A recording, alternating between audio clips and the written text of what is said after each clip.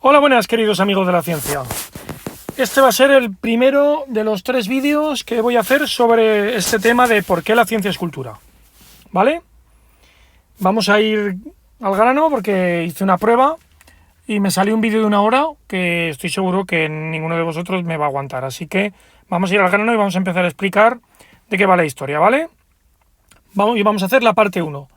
La parte 1 es cifras significativas. Vamos a explicar lo que son las cifras significativas, ¿vale? Bueno, una cosa importante, ¿veis esto de aquí? Este es el test de la Universidad de Montreal, ¿vale? Y entonces la fórmula que yo quiero que os fijéis es esta, que pone V2 máximo 22,859, 1,91, bla, bla, bla, bla, bla, bla, bla, bla, bla, ¿vale? Bueno, ya os digo desde el principio que es una barbaridad desde un punto de vista científico. Y vamos a ver por qué, ¿vale? Vamos a ir poco a poco, lo vamos a ver en 3 veces y con esto vamos a poder hablar de por qué la ciencia es cultura, ¿vale? Bueno, vamos a explicar lo que son las cifras significativas.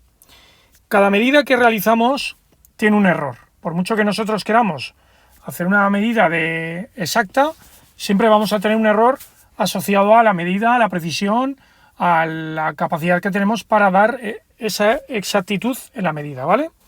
Os voy a poner un ejemplo para que lo veáis. Esto es 1 metro, ¿vale? Es 1 metro. Imagínate que mide 1 metro, yo te entrego 1 metro que tiene una medida estandarizada, es decir, que hemos dicho es 1 metro, porque 1 metro es una medida internacional y es aquí igual que en Cuenca y además igual también que en Honolulu. 1 metro es 1 metro, ¿vale?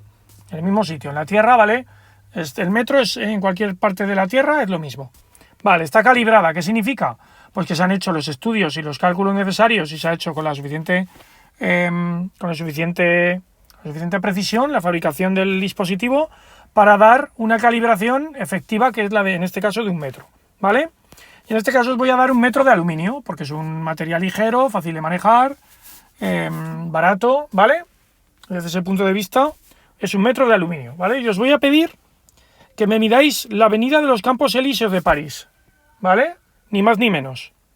¿Cómo lo vas a hacer? Pues lo vas a hacer con lo siguiente. Este metro, una tiza, ¿vale? Y vas desde el principio que tienes una marca en donde empieza la avenida de los Campos Elíseos y donde termina. Y tienes unas marquitas y entonces tenemos que ir poniendo la regla una detrás de otra, ¿vale? Entonces con eso podremos dar una medida de cuántos metros mide la avenida de los Campos Elíseos de París, ¿vale? Entonces, vamos a hacer 2 medidas en 2 días diferentes. La primera medida teníamos una temperatura de 35 grados y una atmósfera de presión, ¿vale? Metro más tiza, y en nuestro resultado fue de 1910 metros.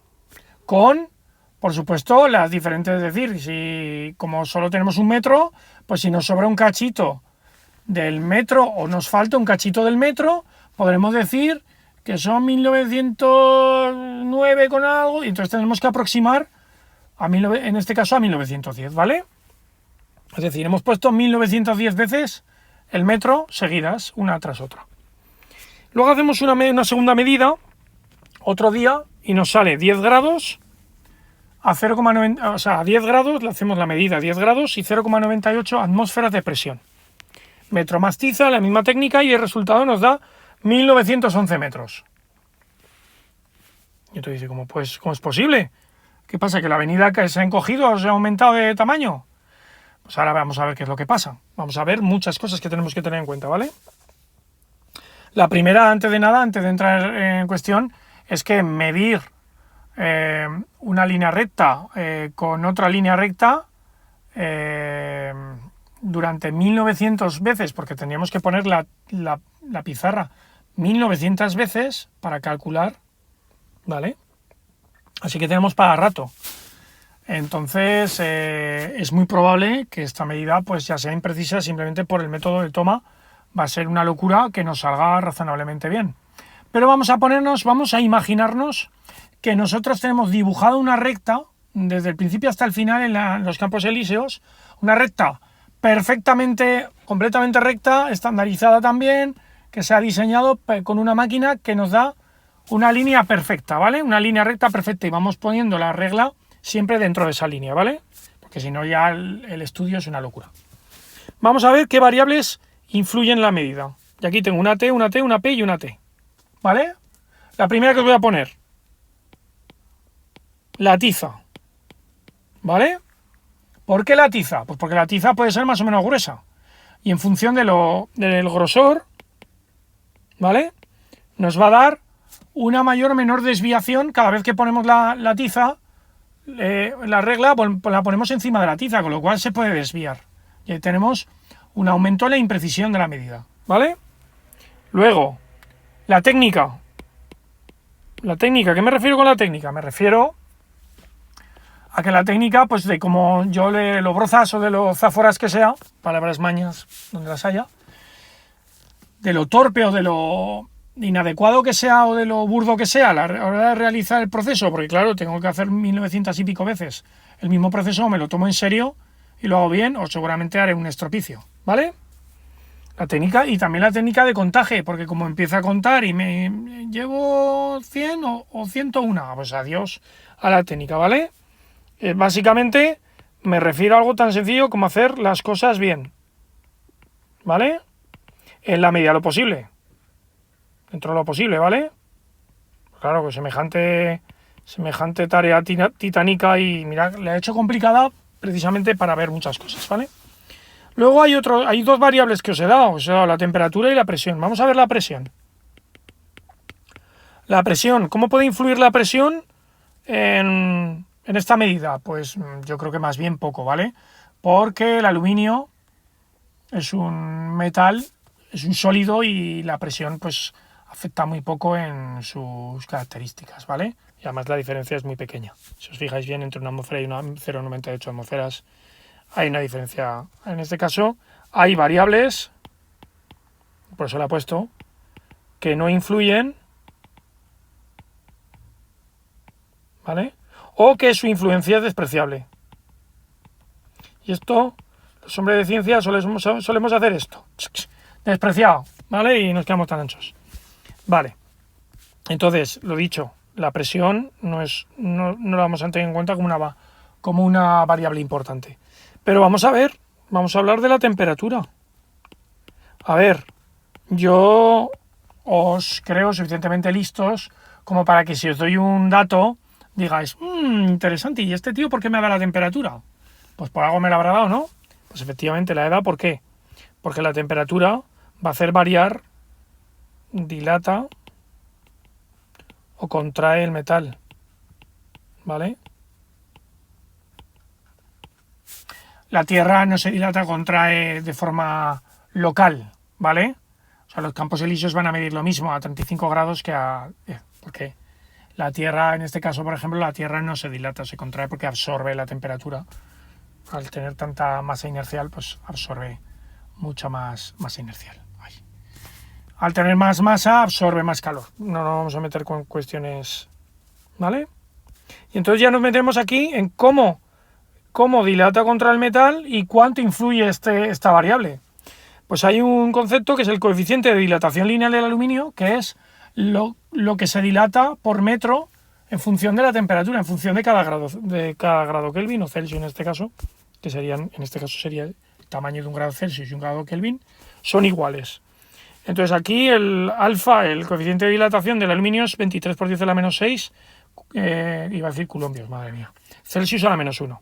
Y entonces lo que se puede calcular es que por cada metro de aluminio, la diferencia que es entre 10 grados y 25, como podéis comprobar, entre 10 grados y 35 son 25 grados de diferencia. Y aquí tenemos la diferencia de temperatura, ¿vale? Es una diferencia en la medida, es decir, cada vez que midamos, digamos, cuando está a 35 grados, va a medir 0,57 milímetros más el metro que cuando lo midamos a 10 grados. Entonces, si hacemos el cálculo y lo multiplicamos por los 1910 veces que tenemos que hacer la medida, se nos va un metro. Esa es la diferencia que podríamos estimar en la medida. Ya te digo que siendo muy pulcros e imaginando, es mucho imaginando que hemos cogido con la tiza y hemos sido súper precisos y lo hemos hecho siempre igual, ¿vale? Y lo hemos hecho muy bien. Y entonces nos ha salido por eso. Entonces, aquí podemos culpar este metro de diferencia, esta diferencia entre 1911 y 1910 a la dilatación del metro en este caso, ¿vale? y poniéndonos siempre en la tesitura de que hemos hecho las cosas tan extremadamente bien que no se nos ha ido, ¿vale? Lo cual sería bastante cuestionable, porque si os fijáis bien,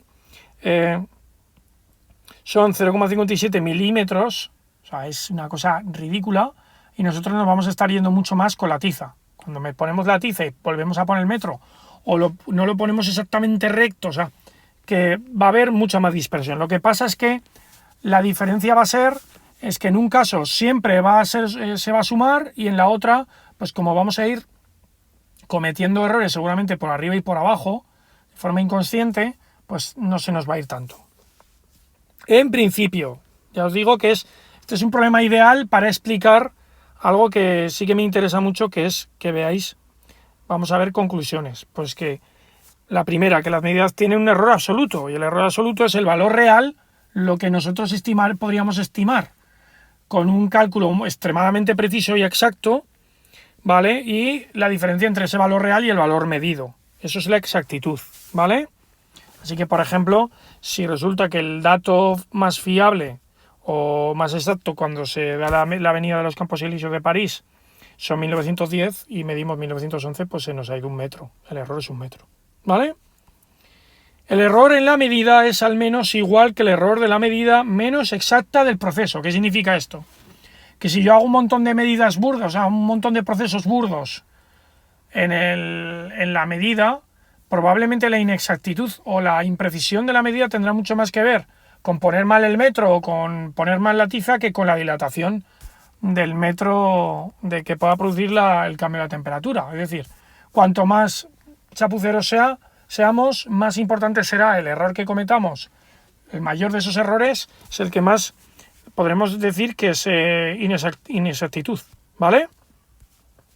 Quiero decir que el error total será mayor o igual que el error máximo de todos los procesos, de todas las partes del proceso que hemos tenido que hacer, ¿vale?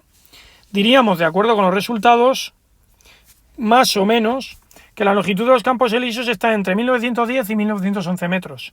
4 cifras significativas. Bueno, la última baila, porque la última siempre es bailona. Y siempre estoy diciendo que tiene 4 cifras significativas dentro de estos estándares que yo os he puesto, en el que hacemos las cosas perfectamente, nos ponen una línea recta, vale. Entonces podríamos hablar como máximo de 4 cifras significativas. Me parece que nos colupiaríamos bastante, ¿vale? Seguramente serían 3, yo creo que serían 3, ¿vale? Eso es lo que yo quiero que entendáis, y esto va a ser el final de la primera parte. Cualquier cifra decimal en este caso sería un disparate, porque no tenemos ningún tipo de precisión para hablar de cifras decimales. No puedo decir que esto mide 1910,5 metros haciendo la media, porque no tengo ni idea de si el 1910 está bien o el 1911 está bien. Es que incluso es posible que no sea ni uno ni el otro, ¿vale? Entonces, tendríamos que hacer un estudio muy serio y muy profesional, hacer muchas veces la misma medida, hacer muchas veces este proceso, para ver cuál es la desviación, cómo se nos va, y entonces poder decir cuáles son los límites de confianza, que luego lo veremos, y dar un valor, por lo menos, serio, no solo el aproximado, sino saber cuál es el error, o cuál, digamos, poder confinar el error, y luego poder hablar de cómo se nos puede ir hacia arriba o hacia abajo en función de la precisión que nos dan este tipo de medidas, ¿vale? Y en el próximo vídeo seguimos con la parte 2. Un abrazo.